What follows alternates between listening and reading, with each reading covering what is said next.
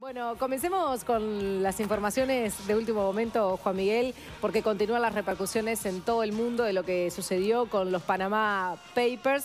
Son casi 12 millones de documentos. Sí, vaya uno a repasar toda la información que hay ahí, ¿no? Pero los medios de los distintos países, sobre todo los medios que integran la organización de periodistas que participaron de la investigación, ya vienen desclasificando la información, cada uno sobre todo enfocado en lo que hace a su país. Y además, porque hay que diferenciar. Acá se filtró una cantidad enorme de documentos que contiene una cantidad enorme de nombres, pero no necesariamente todo nombre de una persona que aparece allí está involucrada en un delito o en un caso de evasión fiscal, o en un caso de lavado de dinero. O sea, tener una sociedad offshore en sí misma no es un delito. No, para nada es un delito. Se abren sociedades offshore de Uruguay, se abren sociedades offshore desde Estados Unidos. Panamá es un país que facilita mucho. Panamá y otros países, Islas Vírgenes, las Bahamas. En Uruguay hay mucho estudio que facilita justamente desde el punto de vista legal. Bueno, es lo que dijo Sergio Abreu, que aparece en los documentos y dice que él después no sabe qué hacen esas empresas. Claro, abrir ese tipo de sociedades y después qué hacen ese tipo de sociedades es otra historia.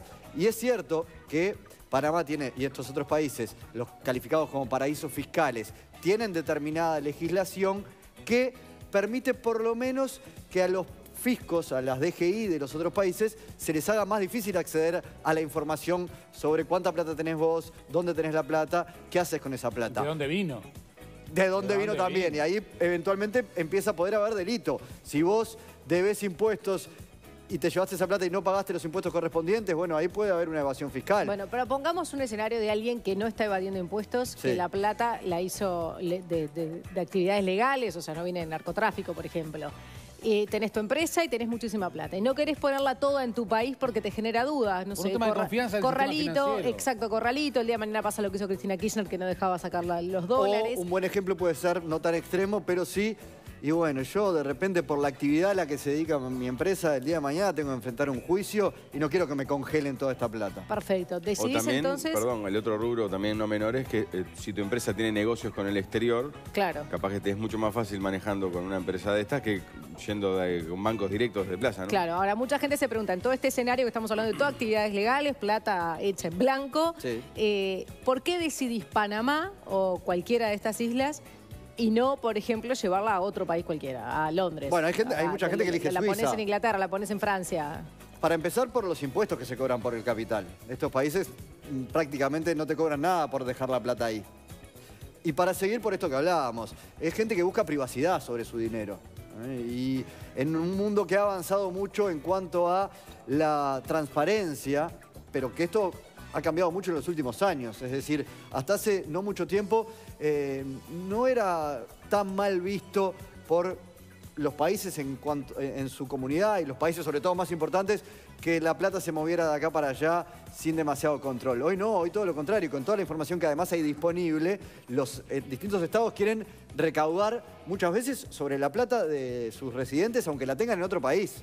No es el caso de Uruguay, pero hay países que sí. Y entonces pretenden que toda esa información esté disponible de dónde está su plata, sea donde sea, del lugar del mundo en el que esté. Y hay países que dicen, no, nosotros no queremos todavía entrar en ese juego, y esos son los que hoy entran en las listas negras y son denominados como paraísos fiscales. Con lo que me decís, la gente que tiene muchísima plata y que no quiere que todo el mundo sepa qué cuenta tiene, en qué país, cuánta plata tiene, y además le sale más barato ponerla en ese lugar, ¿por qué no todo el mundo lo pone ahí?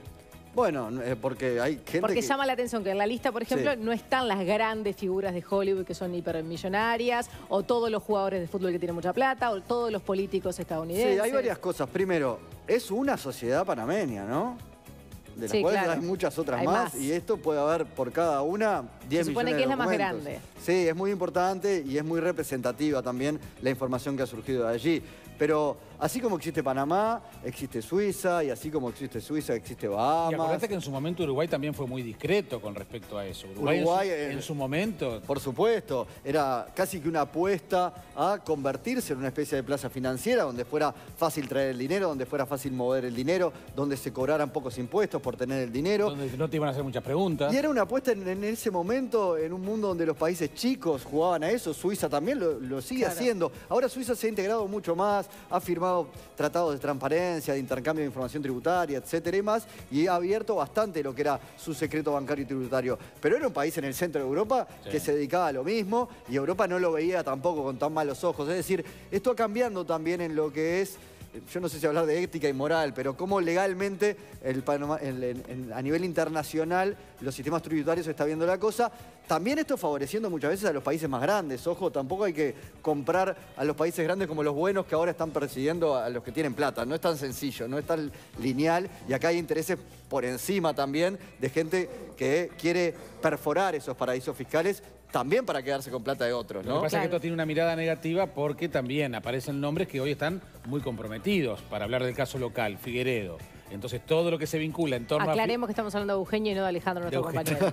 No, por las dudas. Está bien. Eugenio Figueredo. Entonces, claro, todo lo que se menciona en torno a la figura del ex presidente de la AU, obviamente queda salpicado, por lo menos sospechado. Claro, porque eso es lo otro. Empiezan a aparecer nombres, que en principio son nombres y que no se sabe qué es lo que dicen los documentos, más de lo que revela las distintas informaciones que los medios que tienen acceso a ellos van sacando.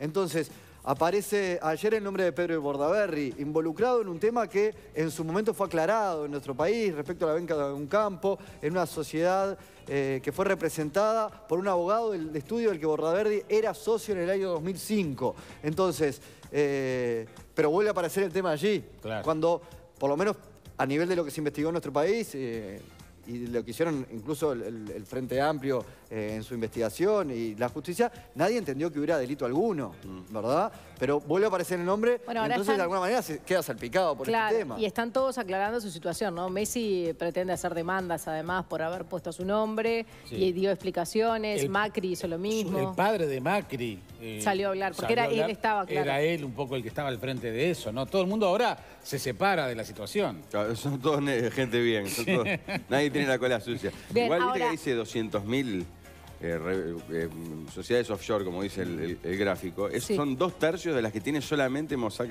estos tigres, ¿no? O sea, una empresa sola abrió 300.000 offshore. Donde rasquen un poco en Panamá y hay 3 offshore por ser humano en el mundo. Sí, más o menos. Claro, esto básicamente es la pelea entre el sector Cuando estuviste privado... en Panamá, perdón, Jome, que te acordé el año pasado, ¿investigaste un poco de este asunto? No, porque la verdad que tiempo tuve poco, pero se ve. Porque después, ¿qué pasa? De que cuando uno está haciendo una actividad de lavado, no le alcanza con tener la sociedad offshore. Esa sociedad offshore tiene que poner la plata en algo. Claro. Entonces uno ve enormes edificios que dice, y esto, mucha obra inmobiliaria, los típicos caminos del lavado de dinero, muchos casinos, yo les decía ayer, abiertos a cualquier hora, con personal trabajando, con fichas sonando. Pero éramos 3 y de los que estábamos en hotel, los que estábamos recorriendo el casino, ni siquiera estábamos jugando. Sí. Bueno, hay un libro de fotografía que muestra las Islas Caimán, por ejemplo, y es impresionante lo que es. La riqueza que hay. Ojo, también hay riqueza porque hay mucha plata que va para ahí de manera legal. Claro, Panamá se salva por el canal de Panamá que junta, claro. 15 millones de dólares por año. Comprobar de dónde sale. Es el gran ingreso de dinero. Además, en Panamá explotó en los últimos años eso porque pasó a recibir el ingreso completo del canal y no a darle una parte de Estados Unidos. ¿Vos que te fuiste a abrir tu cuentita allá? ¿Fue fácil? En 48 horas volví y viste que cortito ya lo tenías pronto. Muy bien, bueno, pero hay algunas figuras curiosas en la lista que es eterna, que todavía no se difundieron todos los nombres, de los que aparecen y vamos a repasar algunos. Por ejemplo, el director de cine español, Pedro Almodóvar. Exactamente, porque acá se empieza a cruzar también los temas morales, los cuestionamientos morales, porque puede no haber ninguna ilegalidad, pero alguien que diga, con el discurso que tiene Almodóvar, ¿se va a llevar la plata a Panamá? Sí.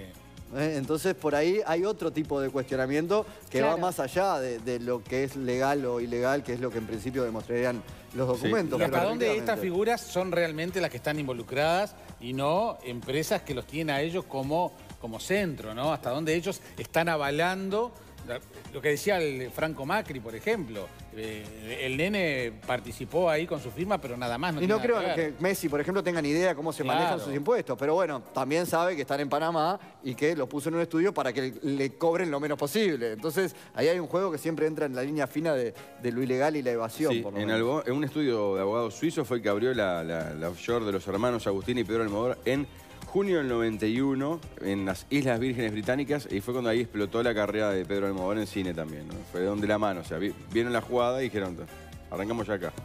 Bien. Después uno de los hombres más ricos del mundo. Sí, el rey de Arabia Saudita, Salam bin Abdulaziz. Tendría que estar Sartú para decirlo mejor. Pero, correctamente. Pero sí, es uno de los hombres más ricos del planeta. Asumió en enero del 2015 en Arabia Saudita el trono luego de la muerte de su hermano. Y según los documentos está directamente relacionado con dos sociedades radicadas también en las Islas Vírgenes Británicas, utilizadas para conseguir hipotecas para 2 viviendas de lujo en el centro de Londres. Es decir, ¿viste cómo esto se usa para hacer dinero? Para hacer negocios, digo. Vos tenés dinero y querés demostrarle a una inmobiliaria en Londres que tenés ese dinero y entonces lo pones en una sociedad offshore y la inmobiliaria en Londres puede verificar que está ese depósito hecho allí y así avalar la compra. Claro, a veces lo que no está del todo demostrado es cómo entró ese dinero a la sociedad panameña, de dónde salió, y ahí es donde puede haber determinados movimientos de lavado. Ahora, ¿la financiera sí sabe de dónde?